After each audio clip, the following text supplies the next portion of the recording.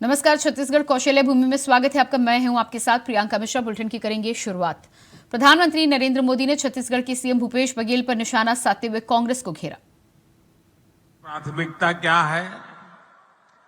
कांग्रेस की प्राथमिकता है भ्रष्टाचार से अपनी तिजोरियां भरना। कांग्रेस की प्राथमिकता है अपने नेताओं के चहेतों को नौकरियां बांटना, आपके बच्चों को नौकरियों से बाहर करना। पूरा छत्तीसगढ़ एक ही बात कह रहा है, जब सरकारी दफ्तर से निकलता है तो एक ही बात बोलता है, 30% कक्का, आपका काम पक्का।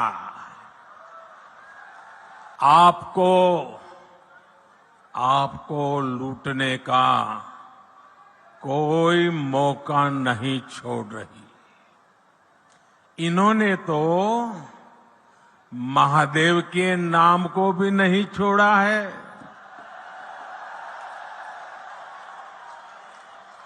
दो दिन पहले ही रायपुर में बहुत बड़ी कार्रवाई हुई है। रुपयों का बहुत बड़ा ढेर मिला है। लोग कह रहे हैं कि ये पैसा सट्टेबाजों का है, जुए का खेल खेलने वालों का है, और जो उन्होंने छत्तीसगढ़ के गरीबों को, छत्तीसगढ़ के नौजवानों को, उनको लूट करके जमा किया हुआ है। वहीं सीएम भूपेश बघेल ने बीजेपी के आरोपों का जवाब दिया है। क्या कुछ कहा, आइए आपको सुनाते हैं। ये लोग सीधा लड़ाई लड़ नहीं सकते, वो ईडी और आईटी के माध्यम से ही चुनाव लड़ रहे हैं। कल जैसे दो घोषणा पत्र जारी हुआ, एक घोषणा पत्र हिंदी में था जो भारतीय जनता पार्टी के लेटर हेड में था, दूसरा घोषणा पत्र शाम को जारी हुआ वो अंग्रेजी में था और ईडी के लेटर पेड में था। दो घोषणाएं उनकी हुई है। अभी ये प्रधानमंत्री जी कहें दुबई के लोगों से क्या संबंध है, मैं आपसे पूछना चाहता हूं दुबई के लोगों से आपके क्या संबंध है? क्यों लुक आउट सर्कुलर जारी होने के बाद उसकी गिरफ्तारी नहीं हो रही है? ये गिरफ्तारी करने की जिम्मेदारी भारत सरकार की है। क्यों उसकी गिरफ्तारी नहीं हुई? क्यों महादेव ऐप बंद नहीं हुआ? बंद करने की जिम्मेदारी भारत सरकार की है। मैं प्रधानमंत्री से पूछता हूं कि आपके क्या डील हुए हैं, आपके लोगों के साथ क्या डील हुआ है? और डील नहीं हुआ तो फिर बंद क्यों नहीं करते? और बंद नहीं कर रहे इसका मतलब आपने डील कर लिया है। तभी वो मेल करता है। मेल की ऑथेंटिसिटी क्या है? उस मेल की विश्वसनीयता क्या है? तो कोई भी किसी के नाम से मेल कर देगा। और कोई मेल में कहता है कि हम 508 करोड़ रुपए थे, उसकी जांच की हो? बिना जांच किया आपने आरोप लगा दिया। तत्काल अमित शाह के शब्दों में क्रोनोलॉजी समझिए। प्रधानमंत्री आते हैं, गृह मंत्री आते हैं, उसके पहले ईडी आते हैं, फिर होटल में पकड़ा जाता है। निर्वाचन आयोग क्या कर रहा भाई, कैसे फंसा गया? इसका मतलब ये आपका निकम्मापन है। आपने उसको छुपाया और पकड़ लिए, और उसके बाद उन्होंने कहा कि बघेल जी को देना है। तो बघेल जी यहाँ बहुत सारे हैं, कौन से बघेल जी? लेकिन उन्होंने, ड्राइवर ने बताया कि बघेल जी को देना। वहां से खबर आई, फिर वहां से मेल आ जाता है। जब मेल आपके पास आ जाता है इसका मतलब आपके संबंध हैं, आपके उसे संपर्क है, और संपर्क है तो उसको गिरफ्तार क्यों नहीं करते? जो सोनी है, वो सौरभ चंद्राकर है, रवि उप्पल है, इसकी गिरफ्तारी क्यों नहीं हो रही है? और महादेव बंद क्यों नहीं हो रहा है? लगातार चल रहा है। इसका मतलब ये है कि आपके संबंध है प्रधानमंत्री जी, आपकी पार्टी के लोगों के संबंध है, और आपके लोगों के द्वारा लेन देन हुआ है, इस कारण से उनके खिलाफ कार्रवाई नहीं हो रही। छत्तीसगढ़ में सीएम योगी आदित्यनाथ ने रैली की और कांग्रेस सरकार को जमकर घेरा।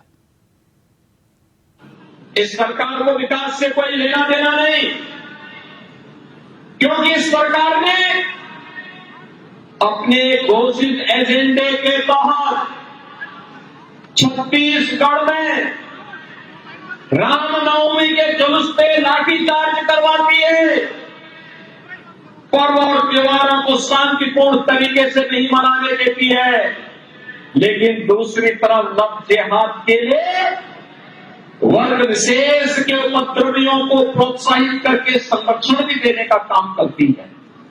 लव जिहाद धोखे से हिंदू बालिकाओं के साथ छल और कपट करके बहकाने का प्रयास। उत्तर प्रदेश में हमने कानून बनाया, अगर कोई दुस्साहस करता है कानून की शिकंजे में कस करके उसको पूरी तरह तेल निकाल दिया जाता है उसका। आज तो भारतीय जनता पार्टी ने अपने घोषणा पत्र में भी इस बात को कहा है कि प्रति एकड़ 21 कुंटल तक धान का क्रय और 3100 रुपए प्रति कुंटल की दर से उसका भुगतान भारतीय जनता पार्टी सत्ता में आने के बाद करेगी। यहां तो करते ही नहीं, कांग्रेस की सरकार करती नहीं। कर्जा माफी की बात कही थी, किए ही नहीं, भूल गए। आवास मिला क्या आप लोगों को? आप याद करिए, 16 लाख आवास छत्तीसगढ़ के लिए थे, पैसा हड़प लिए। उत्तर प्रदेश में हमने इस दौरान 55 लाख गरीबों को एक एक आवास उपलब्ध करवाया है। भाइयों बहनों, 55 लाख गरीबों को एक एक आवास दिया है। और मैं आपसे कहना चाहता हूं, भारतीय जनता पार्टी कह रही है 18 लाख गरीबों को प्रधानमंत्री आवास देने का काम भारतीय जनता पार्टी की सरकार आने पर करेगी। यहां विकास की नई नई योजनाओं को बनाने के लिए लगाना चाहिए था, उस योजना का बंदरबांट कैसे? और भाइयों बहनों, इन्हीं बेईमानों गरीब भ्रष्टाचारियों के लिए हमने उत्तर प्रदेश में बुलडोजर तैयार करके रखा हुआ। इस सरकारी पैसे को हड़पता है, अगले दिन बुलडोजर जाता है, पैसे भी वसूल करता है और भ्रष्टाचार की इमारत को ध्वस्त करके भी आ जाता है। माफिया लोग पाले जाते हैं, इन लोगों के द्वारा उन्हीं माफियाओं को, उनकी संपत्ति को जब्त करके गरीबों के लिए, आदिवासियों के लिए, वनवासियों के लिए, दलितों के लिए, वंचितों के लिए, उनके लिए आवास वहां पर बना करके अपने हाथों से जाकर के हम लोग उपलब्ध करवा देते हैं। हर विवाहित महिला को 12,000 रुपए सालाना देने की बात भारतीय जनता पार्टी कर रही है। तेंदू पत्ता संग्रहण के लिए 5500 रुपये भारतीय जनता पार्टी देने की बात कर रही है। चरण पादुका योजना फिर से लॉन्च करने की बात भारतीय जनता पार्टी कर रही है। आयुष्मान भारत योजना के तहत 5 लाख रुपए की स्कीम तो प्रधानमंत्री मोदी जी की है। मुख्यमंत्री राहत कोष से 10 लाख तक पहुंचाने की वायदा भी भारतीय जनता पार्टी कर रही है। नए उद्योगों के लिए सब्सिडी देने की बात भी भारतीय जनता पार्टी कर रही है। और भाइयों बहनों, स्कूल जाने वाली बेटियों को मासिक ट्रेवल अलाउंस देने की बात भी भारतीय जनता पार्टी कर रही है। भारतीय जनता पार्टी ने जो कहा वो करके दिखाया। जनवरी में देश के यशस्वी प्रधानमंत्री जी के द्वारा राम मंदिर में प्रभु श्री राम की मूर्ति को स्थापित करने का कार्य संपन्न होगा। और आप सब जानते हैं कि यह अवसर होगा देश के अंदर राम राज्य की स्थापना की घोषणा का। बुलेटिन में फिलहाल रुकते हैं एक छोटे से ब्रेक के लिए, फौरन वापस लौटते हैं। ब्रेक के बाद बात करेंगे अगली खबर की। जगदलपुर में भारत निर्वाचन आयोग के निर्देशानुसार विधानसभा निर्वाचन के तहत मतदान केंद्रों तक पहुंचने में असमर्थ दिव्यांग मतदाताओं और 80 साल से अधिक उम्र के वृद्ध मतदाताओं के लिए डाक मतपत्र के जरिए मतदान कराने की व्यवस्था की गई है, जिसके लिए तीनों विधानसभा क्षेत्रों के लिए 10 विशेष मतदान दलों का गठन कर घर घर जाकर मतदान कराया जा रहा है। बता दें कि घर पर किए गए विशेष संक्षिप्त सर्वेक्षण में बीएलओ के द्वारा चिन्हित कुल 62 मतदाताओं को डाक मतपत्र की सुविधा प्रदान की जा रही है।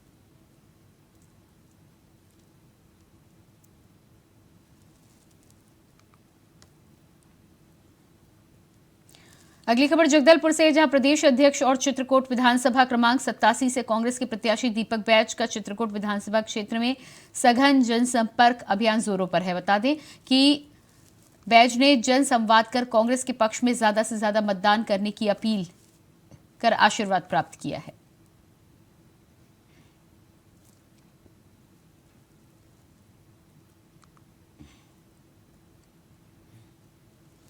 अगली खबर जगदलपुर से है, जहां कलेक्टर व जिला निर्वाचन अधिकारी विजय दयाराम ने विद्या ज्योति स्कूल में आयोजित मतदान कर्मियों के तृतीय चरण के प्रशिक्षण का निरीक्षण किया। डीएम ने कहा कि संगवारी मतदान केंद्र के मतदान कर्मियों पर प्रशासन का पूरा भरोसा है, सभी 100% मतदान करवाएंगे। महिला मतदान कर्मी 2 दिनों तक ईवीएम मशीन को बच्चे की तरह संभालकर रखते हुए मतदान के कार्य को पूरा करेंगी। आगे कलेक्ट्रेट ने सभी मतदान कर्मियों को शुभकामनाएं देते हुए कहा है कि सब अच्छे से मतदान कराकर सुरक्षित वापस लौटेंगे। चित्रकूट और नारायणपुर विधानसभा क्षेत्र के मतदान दलों को स्ट्रांग रूम से मतदान सामग्री लेने के लिए सुबह 6 बजे पहुंचने के निर्देश दिए गए।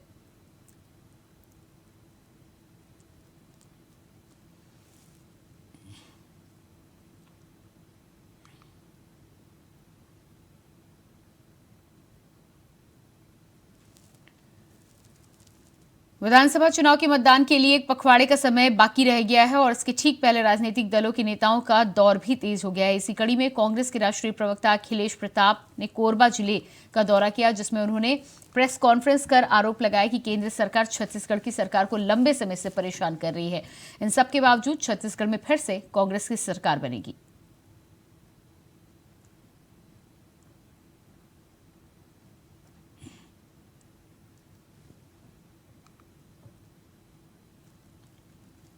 रायपुर लोकसभा के सांसद सुनील सोनी ने शनिवार को जिला भाजपा कार्यालय से पत्रकार वार्ता में भाजपा का संकल्प पत्र जारी करते हुए कहा कि भाजपा जो कहती है वो करती है। हमने संकल्प पत्र में जो घोषणाएं की हैं वो पूरी ईमानदारी के साथ लागू करेंगे। इस दौरान सांसद सुनील सोनी ने किसानों, मजदूरों, महिलाओं और विद्यार्थियों सहित सभी वर्गों का ध्यान रखते हुए तैयार किए गए घोषणा पत्र को जारी करते हुए विश्वास दिलाया कि छत्तीसगढ़ को विकसित व समृद्धशाली राज्य बनाने की दिशा में काम किया जाएगा। तेंदुपत्ता के नाम पर आदिवासी भाइयों को इन्होंने ठगा। हमारी बहुत इस उत्पाद की हमारी उपज है। इस सरकार ने कभी भी उनके साथ में न्याय नहीं किया। हम जो है आज हमारी सरकार आने के बाद में 5,500 रुपया प्रति मानक बोरा देगी और यहाँ तक कि 4,500 रुपया जो अतिरिक्त जो तेंदुपत्ता लेंगे हमको उनको जो है हम बोनस देने का भी हम काम करेंगे। महासमुंद शहर के बीजेपी कार्यालय में आज क्षेत्र के सांसद चुनीलाल साहू, जिलाध्यक्ष के रूप में कुमार चौधरी और पूर्व विधायक डॉक्टर विमल चोपड़ा ने छत्तीसगढ़ में हो रहे चुनाव को लेकर भारतीय जनता पार्टी के द्वारा जारी किए गए घोषणा पत्र पर कहा कि भारतीय जनता पार्टी ने जो घोषणा पत्र जारी किया है वो सभी वर्गों के लिए लाभदायक है। भारतीय जनता पार्टी की सरकार बनते ही किए गए घोषणा पत्र पर अमल किया जाएगा। वहीं भारतीय जनता पार्टी के नेताओं ने कहा कि छत्तीसगढ़ की भूपेश सरकार ने जो वादा किया है उस वादे से वो मुकर गए हैं। 36 वादों में से कोई भी वादा पूरा नहीं किया गया।